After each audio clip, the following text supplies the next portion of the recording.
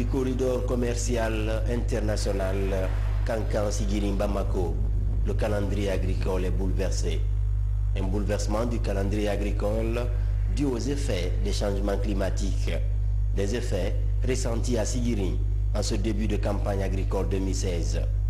Maintenant, les mois d'avril et mai, les pluies se font rares.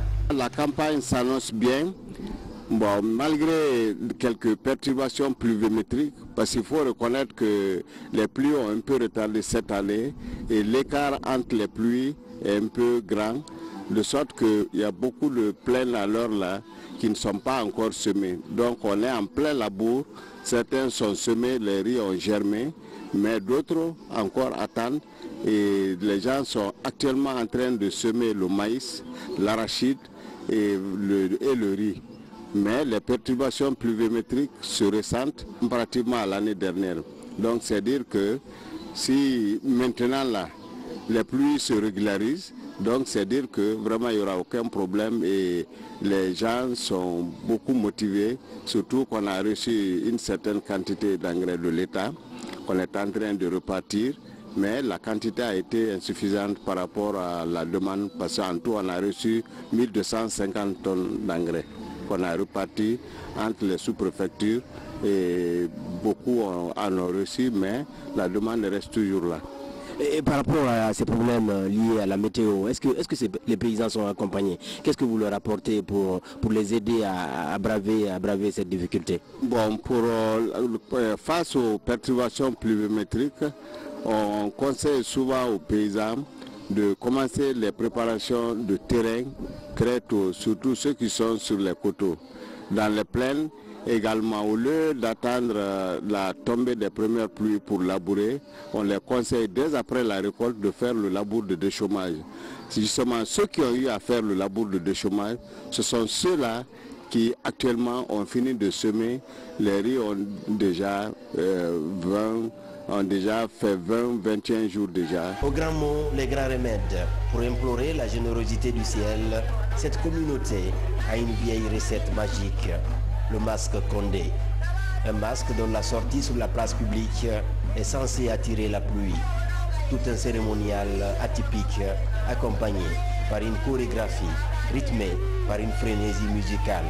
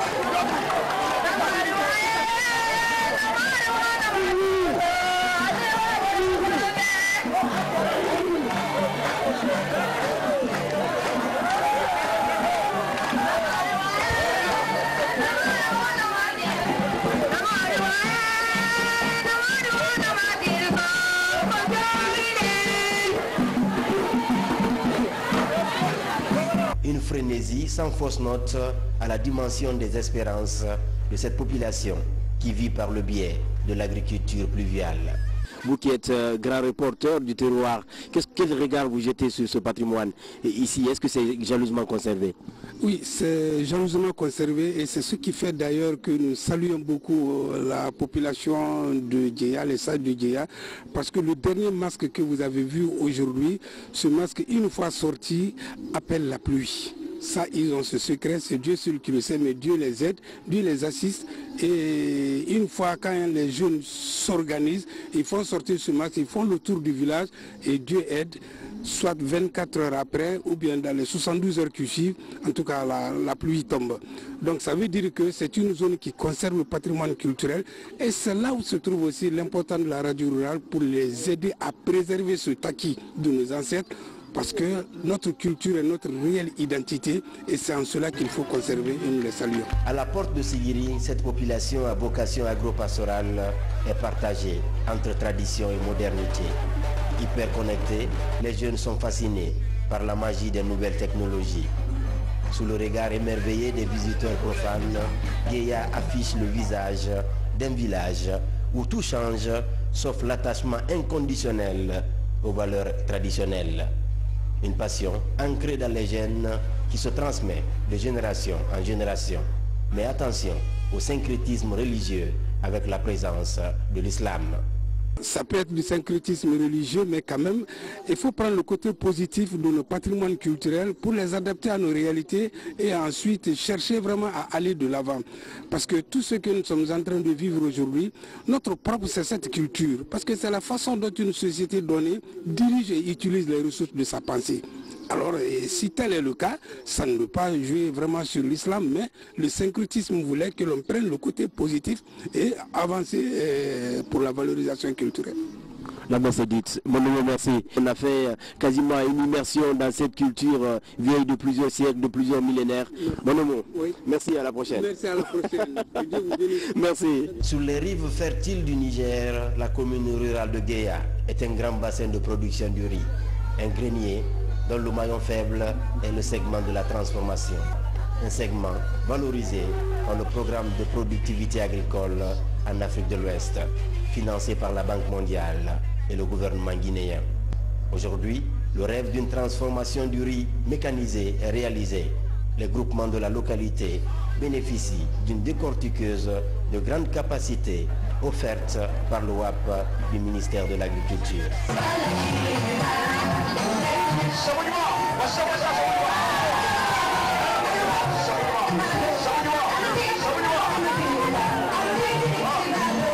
Je peux vous dire que l'envoi de ce matériel aux braves femmes de Guéya a été une très bonne chose, en ce sens que ces femmes, le groupement Sabougnement, regroupe 41 femmes qui toute l'année ne font que l'élevage du riz. Tous les grands agriculteurs de Syrie, une bonne partie des petits paysans envoient leur riz ici pour l'élevage. Ces femmes sont beaucoup convoitées actuellement, mais elles avaient des difficultés quant au décortiquage. À Guéya, il y a 2 décortiqueuses, mais la demande est plus forte que l'offre, de sorte que ça leur cause souvent des retards. Avec ce nouveau matériel et de grande capacité, je pense que les femmes peuvent avoir maintenant plus de temps, elles peuvent faire elles peuvent étudier plus de sacs qu'avant. Parce qu'il faut rappeler que l'année dernière, je me rappelle, en une semaine, elles ont pu étudier 400 sacs appartenant à un grand producteur qui a envoyé ça pour l'étuvage de son riz.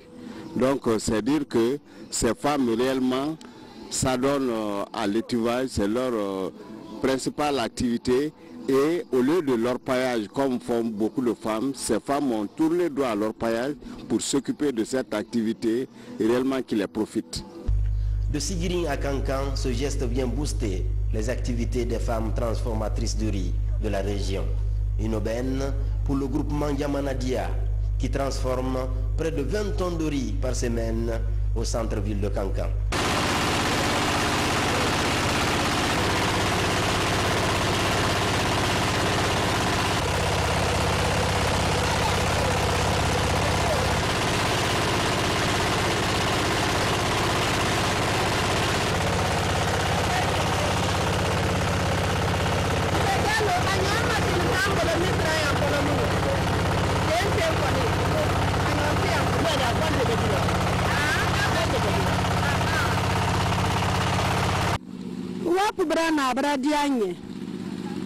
wada le soron Allah yoro doye nka fale nkombra lu ko me kalu ye musolu de mena nko amfana kankane nko ye na nko ya amfana ya mbara dia ye nka ya ndeme akoko na da kwa da nyini ha da yi afana ndo kanka afana ka nyini ha ka yi afana nara ka yi akoka da ndeme antora raba mo mi ya fala ka da ndeme na luta ndeme na okasia me wapu ka foka da ndeme afana ka ndeme ka machine falala na munu ka udamma kabanka na katon matamala abana kota dinya lanka adiya hankurazi anna barala ana la tumama na anna groupement yetinya bololema machine tambulo ka anna malo susu bara fen tambulo fosi bara dia tambulo na ka fokanye bara yoro nyini kadi yendo kadamma afana na machine de kadamma machine nene waple kadamma. C'est une situation que nous saluons. Cet appui est vraiment venu à point nommé.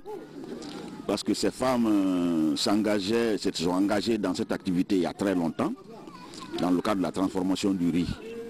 Bon, elles ont démarré avec des moyens très primaires, mais avec l'appui du projet WAP, les conditions de travail commencent à s'améliorer avec la présence des étuveuses et de la décortiqueuse qu'ils viennent de recevoir. Et qu'est-ce que je constate, c'est que c'est une décortiqueuse assez performante, qui vraiment fait un décortiquage très correct et a une allure vraiment appréciable. Il faut reconnaître que cette décortiqueuse, quand même, elle est assez performante pour combler vraiment le vide et soulager les femmes dans leurs efforts de transformation du riz. Je vous ai vu scruter tout à l'heure le riz sorti des entrailles de cette décortiqueuse. Et ce riz, comment est-ce que vous le qualifiez? Ce riz, honnêtement, il est très bien poli. Il est très bien poli. Ça dénote déjà de la qualité des travaux préparatoires en ce qui concerne l'utuvage et le séchage.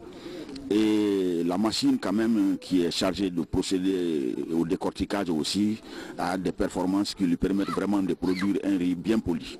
Et peut-être un riz capable de concurrencer le riz importé? Bien sûr, bien sûr. Ce riz que j'ai vu peut valablement concurrencer le riz importé. Eh bien, on est un peu loin des scènes de liesse populaires de Guéa. On est maintenant quasiment au centre-ville de Kankan. Et un groupement, Yamanadia, que vous appuyez, qu'est-ce que vous leur apportez? Et effectivement, lors de nos différentes missions d'identification des groupements d'étuveuses au niveau de Kankan, on a pu découvrir ce groupement Diamanadia, qu'on appelle couramment le groupement Les Femmes en Noir. Et on s'est rendu compte en visitant les différentes concessions qu'il y a un énorme potentiel de transformation de riz dans la préfecture de Kankan. Et nous avons vu que ces femmes, ces braves femmes, souffraient en utilisant ces demi-fûts qu'on appelle fûts Koudouni pour faire l'étuvage du riz, et avec toute la pénibilité que cela comporte, avec l'utilisation, une grande utilisation de bois de chauffe pour pouvoir étuver le riz. Et ce qu'on a constaté, c'est qu'elles peuvent transformer, étuver et décortiquer près de 20 tonnes de riz par semaine. Alors c'est énorme parce que c'est leur principale activité durant toute l'année. Donc nous nous sommes dit qu'il fallait appuyer ces femmes. Et c'est ainsi que nous les apportons des étuveuses. Et on a procédé, bon, elles-mêmes déjà, elles ont reçu la formation avec d'autres partenaires qui interviennent dans la filière. Et on les a apporté une grosse décortiqueuse qui peut décortiquer 800 kg de riz par heure. Et vous avez vu vous-même à la pratique ce riz qui est totalement décortiqué, qui ressemble même à du riz importé de Bangladesh. Et finalement, même au marché, les gens se demandent même est-ce que ces femmes n'utilisent pas le riz importé à la place du riz étudié. Alors c'est vous dire qu'on peut faire mieux que le riz importé en termes de qualité, en termes de qualité en comparant le riz étudié de Guinée par rapport au riz étudié importé. Eh bien, le centre-ville, un petit zoom sur Guéa. Pourquoi Guéa? Et aujourd'hui, une liesse populaire indescriptible qui vous a certainement marqué. Et Guéa aussi, c'est une grande zone de production rizicole à Sigiri. Vous avez vu que nous sommes au bord du fleuve Niger, où toute l'année, ces femmes aussi font le tubage. Leur activité principale, vraiment axée sur la transformation du riz là-bas de la filière. De la même manière que nous avons identifié les groupements de Cancan, et on a vu que le groupement du Guéa aussi méritait vraiment un appui particulier pour pouvoir aider ces femmes à avoir beaucoup plus de rendement, augmenter leurs revenus et améliorer leurs conditions de vie dans le cadre de la transformation et le tubage du riz. Dans la région forestière, à 30 km de Senko, le marché hebdomadaire de Somanso, grouillant de monde. Un site idéal pour une plateforme multi-acteurs de transformation du riz, avec un magasin de stockage et d'autres accessoires, des étueuses et une décortiqueuse de grande capacité. Ceci pour le plus grand bonheur des producteurs, transporteurs et surtout les consommateurs du riz du pays. Il y a un Kantéké qui déguste du riz du pays. Comment ça se passe? Est-ce que c'est doux? C'est très doux, c'est très doux, c'est très doux. C'est fait ici? Oui, c'est fait ici. Okay. Il y a une femme qui vend ça ici, quoi. Ok, ça a l'air très succulent. Mais vous avez une infrastructure qui est réalisée là. Qu'est-ce que toi tu en penses? Cet bâtiment-là, bon, je suis très content pour ça parce que c'est un bâtiment qui remporte bien le village. Parce que d'une part, bon, quand on fait le riz, tout ça là, bon, c'est pour garder dedans, bon, c'est pour avoir l'air comme ça là aussi, bon, ça aide dedans, bon, on n'a pas de problème, on n'a pas de problème de feu, on n'a pas de problème de rien de tout, si c'est pas pour garder seulement pour entretenir le village. Et quels sont les problèmes ici? Le problème, on quitte à Senko pour venir faire le marché ici. Oui, simplement. Bon, d'une part, bon, quand on voit le village comme ça, bon, vous êtes en train de faire un bon truc comme ça pour le village, vraiment nous sommes contents. Parce que pourquoi? Chaque fois nous on vient ici pour faire nos marchés, pour avoir de quoi à manger, pour aller donner à nos enfants au village, surtout à Senko. Donc quand on vient trouver un truc comme ça, un bonheur comme ça dans le village, qu'on appelle Somanso, vraiment nous sommes contents pour ça. La plateforme de Somanso fait partie des 5 plateformes que le projet a réalisées depuis le démarrage.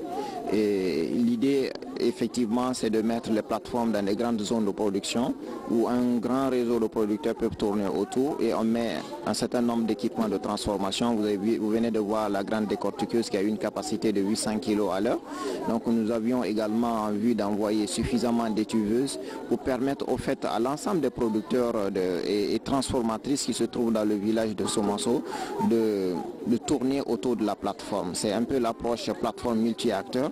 Donc il y aura les collecteurs et les collectrices qui iront chercher du riz au niveau des producteurs et viendront au niveau de la plateforme pour transformer. Et le magasin doit servir également à stocker au fait la quantité de riz transformé et sa commercialisation. Son positionnement par rapport au marché hebdomadaire est bien net. Le magasin est juste au niveau du marché hebdomadaire, donc ça permet de faciliter aussi l'écoulement. Donc ce sont un peu les approches que nous avions pour essayer un peu d'accélérer l'approche transformation de riz à travers ce qu'on appelait les plateformes multi-acteurs. Et bien voilà, il y a des chansons qui montent du village de Somanso, des chansons de réjouissance, des femmes du village. On va vous planter le décor par rapport à tout ça.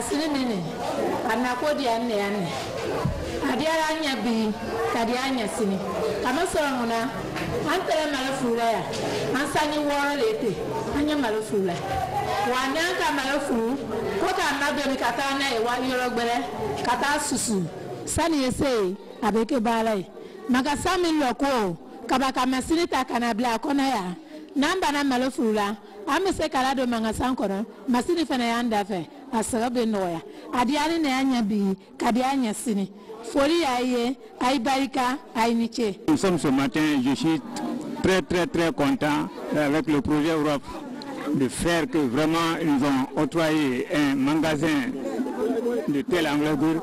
Vraiment la population de Komando et ceux de Soumanso, nous sommes très ravis avec eux. Nous voulons que vraiment ce projet NACA puisse élargir dans la sous-préfecture de Komando. Et avant, comment les femmes faisaient quand il n'y avait pas de tels équipements? Les femmes souffraient. Mais grâce à ce projet, maintenant, vraiment, la situation va commencer à changer. Et nous voulons que vraiment, nous continuons toujours à tendre la main à ce projet pour qu'ils viennent au secours, pour aider toute la femme de cette sous-préfecture. Et à part le problème de transformation du riz, est-ce qu'il y a d'autres difficultés que vous avez ici? Vous avez d'autres problèmes ici? On a assez de problèmes ici. Parce que le problème d'abord, le plus cruel, c'est la route. Bon, Soumanso est une zone de production. Et cette sous-préfecture est composée de 12 districts, dont la rentrée c'est Soumanso. Et nous souhaitons que vraiment le projet vienne au secours des autres qui ne sont pas du côté de Soumanso. Les enquêtes qu'on a eu à mener nous ont révélé que la zone de Soumanso, le district de Soumanso, est une grande zone de production risicole. Donc nous avons effectué le déplacement. Nous sommes venus voir effectivement que Soumanso est une grande zone de production agricole et qui a besoin vraiment d'un grand appui. Et c'est ce qui justifie le choix de Soumanso pour la réalisation de ces infrastructures. Et bien voilà, aujourd'hui on voit des infrastructures et des équipements de précision. Effectivement, nous nous sommes dit que puisqu'ils produisent suffisamment de riz, ils n'ont pas de magasin de stockage et il y a des groupements féminins qui transforment aussi le riz. Il n'y a pas où stocker ce riz qui est déjà étuvé, qui va être décortiqué. Ensuite, il n'y a pas d'air de séchage. On sèche souvent même le sol, on balaye le sol et puis on fait le séchage. Et donc, ce qui du coup diminue la qualité du riz parce que ça va, on va ramasser le riz étuvé avec des graviers, on va décortiquer. Ainsi donc le magasin multifonction que vous voyez derrière est un magasin qui est construit pour le stockage du riz paddy, pour les producteurs et pour le riz étuvé et le riz décortiqué. En tout, 10 décortiqueuses de 800 kg de riz par heure sont réparties dans les zones à fort potentiel de transformation du riz, comme ici à Koulé, à la périphérie de Zénékoré. Nous sommes très contents de voir parce qu'on avait des difficultés pour le décortiquage de notre riz. Parce que la masse qu'il y a avec le moitié est très petite. Par rapport au contact qu'on a eu avec PAM, des 112 tonnes, on a eu beaucoup de problèmes. Parce qu'on était obligé d'aller voir les autres décortiqueurs qui sont dans les autres villages. Donc on était un peu des problèmes. Donc à travers WAP, nous sommes à l'aise et on est très contents. Parce que l'année à venir, l'année suivante, on n'a plus d'autres problèmes pour détecter notre riz. Parce qu'arriver dans les autres machines, quand les gens ne finissent pas de piler le café, on est obligé de les attendre parce qu'on ne peut rien. Donc on remercie vraiment WAP de ce qu'ils ont fait et ce qu'il reste à faire, ce qu'ils vont faire maintenant là. Vraiment, on se confie à eux parce que nous sommes des femmes. Et qu'est-ce qu'il reste à faire? Ils vont nous former, on a besoin de formation, même si tu es vieux ou bien tu es vieille, la formation ne finit pas. Et il y a des appuis qui restent, on n'a pas d'autre, le magasin de stockage. Maintenant, grâce à l'appui de MGE, on a eu l'attente qui a été offerte par PAM. Donc vraiment nous sommes à l'aise et on sait maintenant nous ne sommes pas oubliés. Nous ne sommes pas oubliés par les partenaires. Ça fait 10 ans que nous sommes sur le terrain, mais c'est maintenant là on a commencé à avoir des appuis et on a avec les femmes veuves, les orphelins, vraiment nous sommes à l'aise. il y a des jeunes aussi On emploie des jeunes qui ont étudié sans emploi. Même que vous parlez là, j'ai étudié, je n'ai pas d'emploi, mais je prends ma charge comme il faut que le gouvernement m'apporte. Oui, c'est bon. Mais ce que tu as appris, il faut aussi donner l'expérience aux autres femmes et les jeunes qui sont avec nous. Il y a presque 5 jeunes qu'on a employés depuis décembre 2016 là. Ils sont avec nous. Le peu qu'on gagne, on s'est reparti ce qu'on gagne. Ils se sont mariés, ils sont des femmes, ils ont des enfants avec eux, ils ont leur famille à côté, la maman est à côté. Parce qu'on n'était pas connus. On n'était pas connus. On a eu des formations à travers la MGE. Vraiment, ça fait, depuis qu'on a commencé le tuvage, c'est la formation là qu'on a eue. Vraiment, ça nous a aidé beaucoup. Et quand la mission était très contente, parce que ça nous a donné d'abord, nous sommes unis. Il n'y a pas malinqué, il n'y a pas peur, il n'y a rien. Depuis 2013, nous sommes ensemble. Donc, et ça vient encore renforcer encore notre capacité. Parce que vraiment, s'il y a un problème dans une famille, on va là-bas, on résout sans problème. Maintenant, là, il y a la personne, à travers eux, grâce à eux, parce que c'est eux, nous sommes leur appui, ça nous donne la force. Ça nous aide beaucoup. Parce qu'on est ensemble. Avant, on était séparés un peu, mais avec l'union là, vraiment, nous sommes de même père, même mère. Ici, à côté, il n'y a pas de problème. Et on prie encore, on se confie à eux d'augmenter les appuis. Parce que là où nous sommes là, comme vous voyez, le terrain là, c'est la communauté qui nous a offert. Et la communauté, on est ensemble. Il y a le sous-préfet, le maire, en tout cas, les citoyens de Koulé, ils sont avec nous et on monte à descendre. En tout cas, on nous a apporté beaucoup de choses. Après l'appui à la filière riz sous toute sa chaîne de valeur, pour sa deuxième phase, le programme de productivité agricole en Afrique de l'Ouest compte diversifier ses activités. Principale perspective, toucher d'autres filières agricoles pour contribuer davantage aux efforts de diversification et de sécurité alimentaire enclenchés par le gouvernement.